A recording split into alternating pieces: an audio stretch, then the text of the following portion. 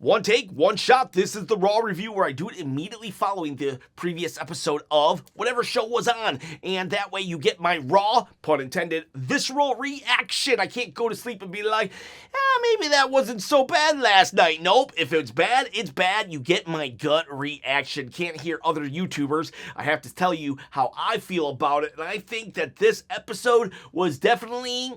It was okay. It was okay. It was more good than bad.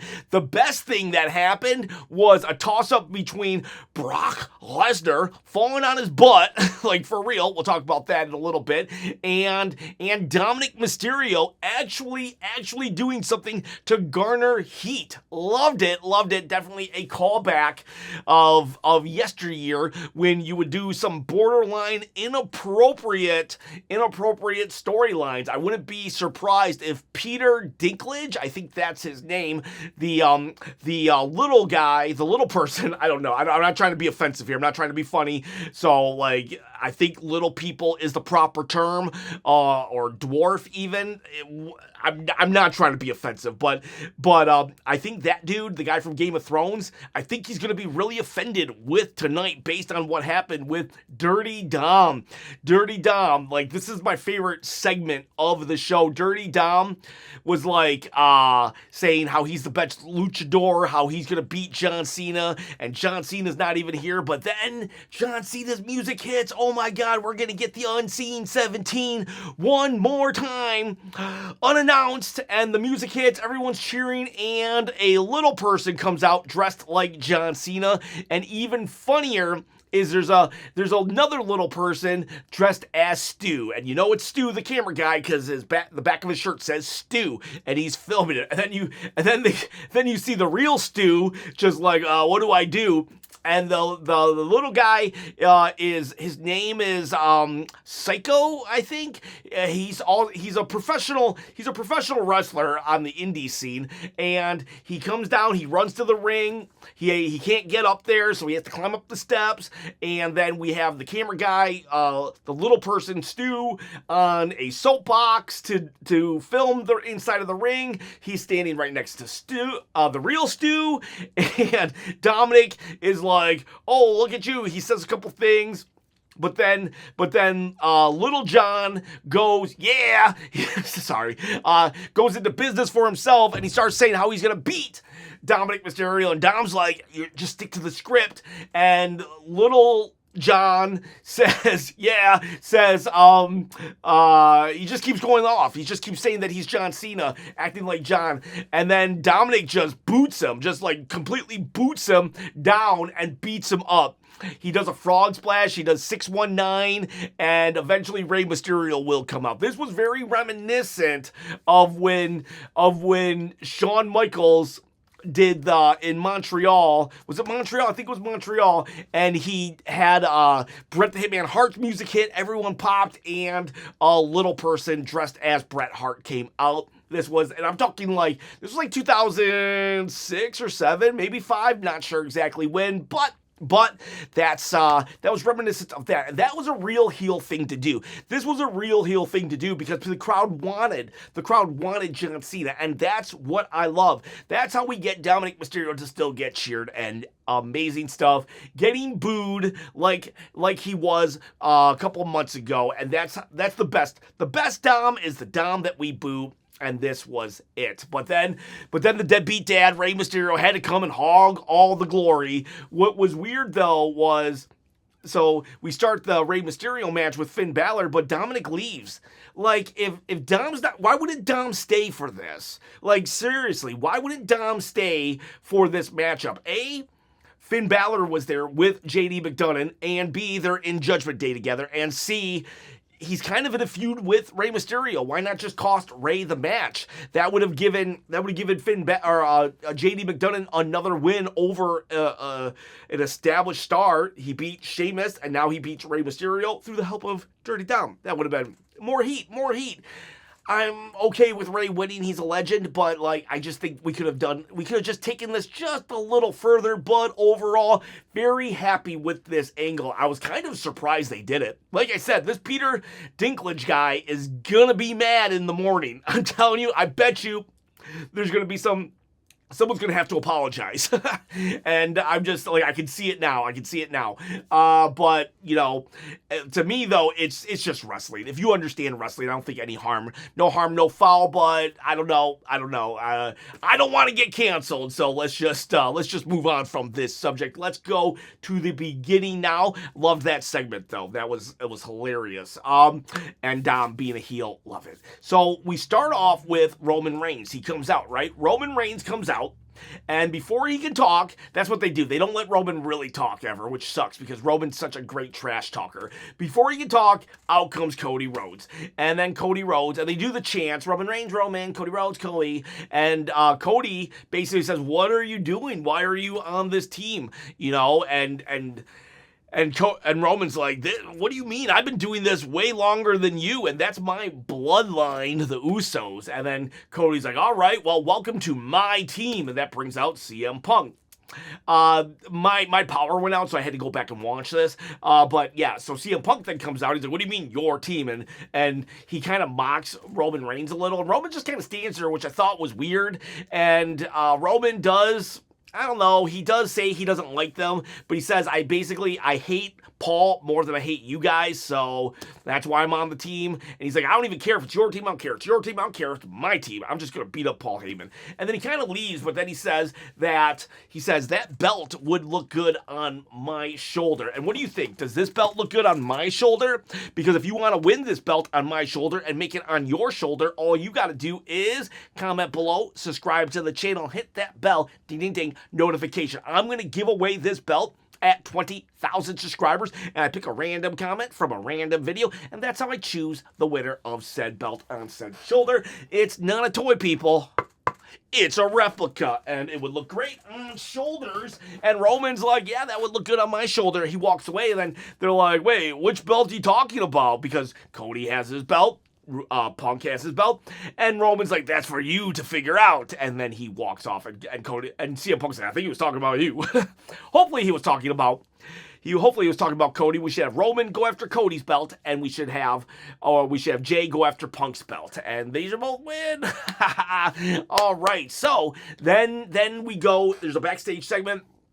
And Drew McIntyre's there, and Heyman's like, you can't do nothing. You're allowed in the building because I picked you to be the guy in the main event to determine who gets the advantage in War Games. And because if you basically War Games is one-on-one, but then every like 2 or 3 minutes someone comes in. So at one point or at multiple points in the matchup, one team will have a one-person advantage, and you just beat people up during that time. So they're trying to get that advantage. And so it's a tag team match, playa, and we have Drew's going to be the guy, but who's going to be his partner? Logan Paul. I really liked Logan Paul in this segment. He was really funny and goofy, kind of played the part of Sami Zayn of the Bloodline, where he's like, oh man, we should totally get Brock Lesnar to be the guy. And then Paul's like, no, keep his name out of your mouth. Yeah, well then I guess we're doing Bronson Reed. No. I guess we're doing Braun Breaker. Nope. And then he's like, oh me, yeah, I'm the right call. And I don't know why too many Pauls. Oh my gosh, my dyslexia, it's kicking in right this second. Paul, what's the other Paul? Paul Heyman. Paul Heyman is like, I don't know why he would choose Logan Paul. It's like, why would he? I like that they did go with him because it's kind of unique when we get a Logan Paul match, and the Bronx have been all over the main event scene of Raw forever now. But yeah, it's just, why would they? I wish they would have had a better story. I just wish they would have had a better story, even if it was just, Logan Paul, you're not as seasoned as everybody else. We need to get you more ring time. Like, they could have just said something. But after that, we then move into Gunther versus Melo Don't Miz. And, oh man, I really wanted Melo to win. I am not upset that Gunther won. It's a great, safe choice.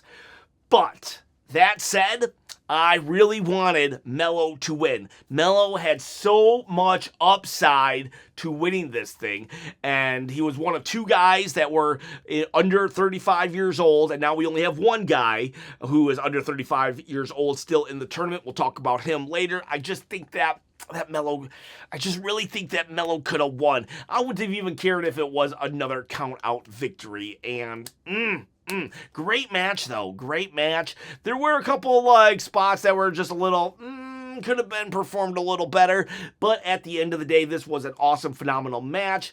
I just wish Melo would have won. Just because my guy here didn't win doesn't mean that Raw was ruined for me. That's the thing. We got to realize sometimes that just because our guy, our gal doesn't win, it doesn't mean they're buried or this or that. But it might mean for Melo, because Melo's been like consistently buried. So like present company excluded. Let's just say it didn't ruin the show. I just really hope that Melo has something to do after this, go back to SmackDown and have Miz attack him or something. And here's the deal. I don't know why they just didn't have Miz attack him here. Let Miz attack him and be the reason why Melo loses. Like, not that big of a deal. That could have easily been the story here. But nope. They did not do that. I think that was the wrong play. We should have cost Melo the match to further a storyline. But Gunther won in an excellent match. And, yeah, we might as well talk about this. His opponent's going to be Solo Sikoa. So something very, very unfortunate happened. Solo was fighting Penta, and it was like early in the match. Penta does a Hurricanrana off like the guardrail or whatever they call it now, the barricade. And when they cut to commercial, when we come back, they're just like, we announced that Solo wins, and you can see Penta's hurt, and Penta's mad. Solo's kind of upset too. Like, I'm pretty confident that Penta was supposed to win, because then it could have been Gunther versus Penta, but now we're gonna get Solo versus Gunther, and that's gonna be a cool match, but it's gonna be really it's going to be heel versus heel, and the fans don't find that many redeeming qualities in either of them. I like them both.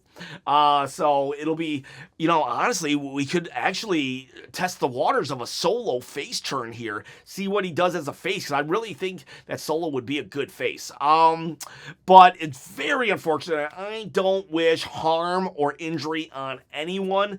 I value the health and well-being of a wrestler more so than the storylines. So this just sucks all around, especially on top of that, we had Sheamus injure his shoulder, and now I think we had another shoulder injury. So I don't know. It's just really unfortunate for Penta. I feel bad for him. And so now, excuse me, I cut that out, but it's one take, one shot. We got Gunther advancing because of said injury. There was a segment with Maxine Dupree. She was talking to Adam Pearce, and Adam Pearce was like, they're going to be coming for you. And then she was like, well, I better call Natty. It's like, why is she calling Natty now? I mean, if AJ Lee was the person that you were training with, why wouldn't you call AJ Lee?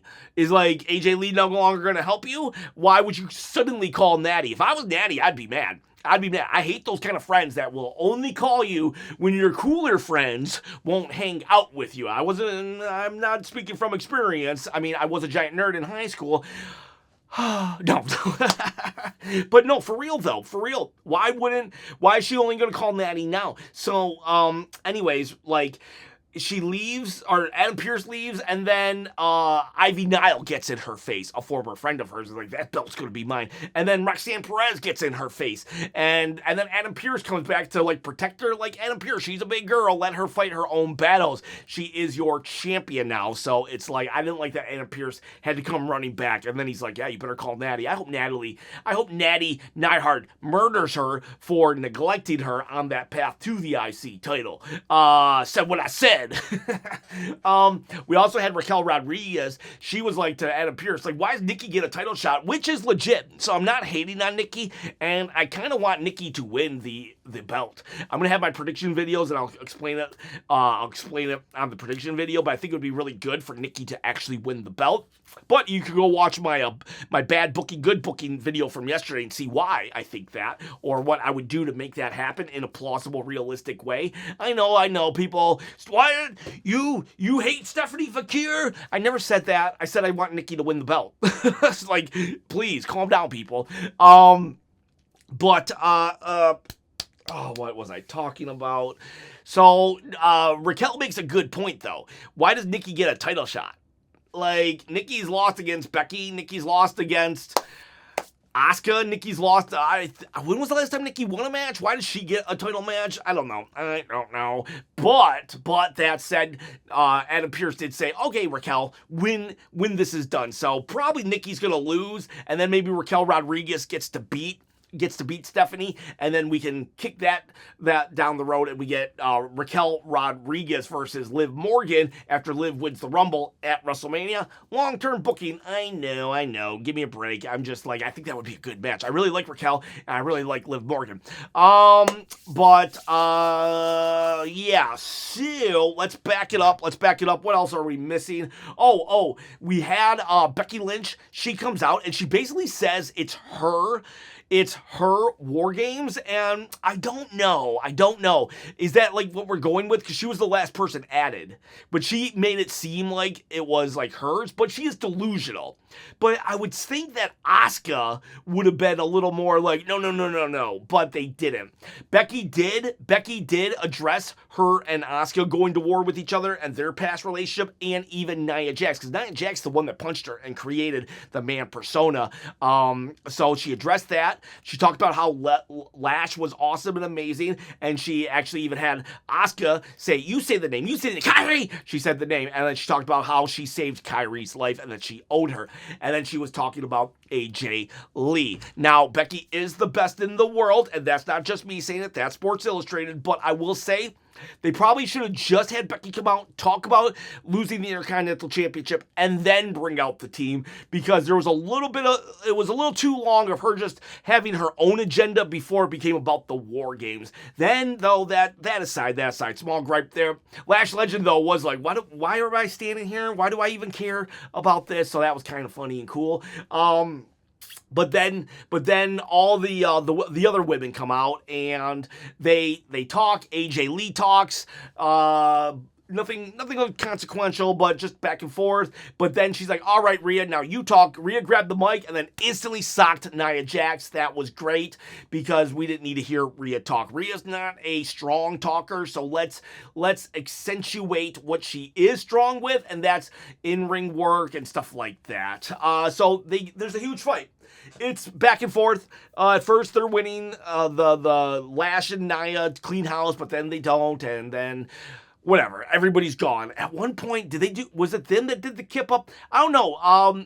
No. Logan Paul and Drew McIntyre did a kip up at the same time. That was really good. But someone else, Rhea and Charlotte did something on unison that was really cool as well. But when it was all said and done, the women's, the faces were standing tall, and Becky was just like, I'm gonna murder all of you. So we'll see what happens there. But the thing is this. Didn't that happen on SmackDown? Wasn't it just another brawl? They attacked each other and then one team just stood tall?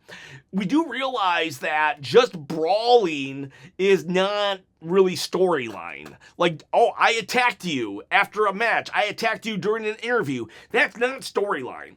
That can be part of a storyline, but that can't be the whole substance of a storyline. That's more like seasoning for an overall story. Just one attack or a pull apart brawl. That's not actually writing good storyline. A storyline is like what we had today, a story beat with Dominik Mysterio. That was a story. That was a beat in the overall story arc of John Cena versus Dominik Mysterio, because there was something that, they were making fun of John Cena.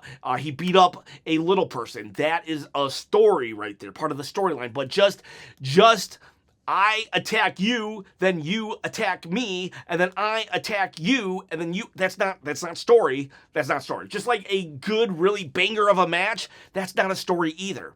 Mello and Gunther, yes, they told a story within the ring, but there's no storyline there. There was no storyline there. So, like, can we just start writing stories instead of just pull apart brawls? Like, they're cool, but and then we do it again. We do it again at the end. The main event is all just that. But let's see what else before I talk about the main event. Nikki Bella. Oh, the New Day. I forgot about this. Go do yourself a favor.